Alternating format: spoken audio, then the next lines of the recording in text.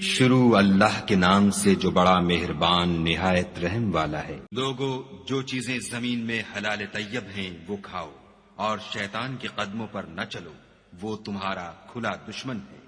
وہ تم کو برائی اور بے حیائی ہی کے کام کرنے کو کہتا ہے، اور یہ بھی کہ خدا کی نسبت ایسی باتیں کہو جن کا تمہیں کچھ بھی علم نہیں۔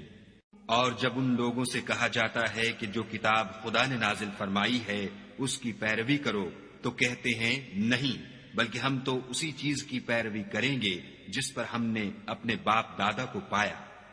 بھلا اگرچہ ان کے باپ دادا نہ کچھ سمجھتے ہوں اور نہ سیدھے رستے پر ہوں، تب بھی وہ انہی کی تقلید کیے جائیں گے۔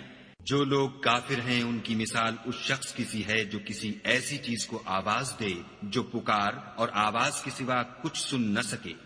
یہ بہرے ہیں، گونگے ہیں، اندھے ہیں کہ کچھ سمجھ ہی نہیں سکتے۔ اے اہل ایمان، جو پاکیزہ چیزیں ہم نے تم کو عطا فرمائی ہیں ان کو کھاؤ، اور اگر خدا ہی کے بندے ہو تو اس کی نعمتوں کا شکر بھی ادا کرو۔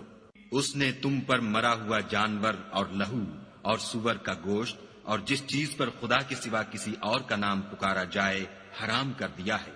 ہاں، جو ناچار ہو جائے بشرطے کہ خدا کی نافرمانی نہ کرے اور حد ضرورت سے باہر نہ نکل جائے، اس پر کچھ گناہ نہیں۔ بے شک خدا بخشنے والا اور رحم کرنے والا ہے۔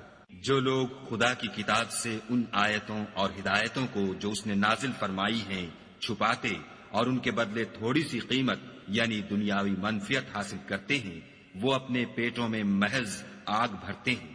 ایسے لوگوں سے خدا قیامت کے دن نہ کلام کرے گا اور نہ ان کو گناہوں سے پاک کرے گا، اور ان کے لیے دکھ دینے والا عذاب ہے۔ یہ وہ لوگ ہیں جنہوں نے ہدایت چھوڑ کر گمراہی اور بخشش چھوڑ کر عذاب خریدا۔ یہ آتش جہنم کی کیسی برداشت کرنے والے ہیں۔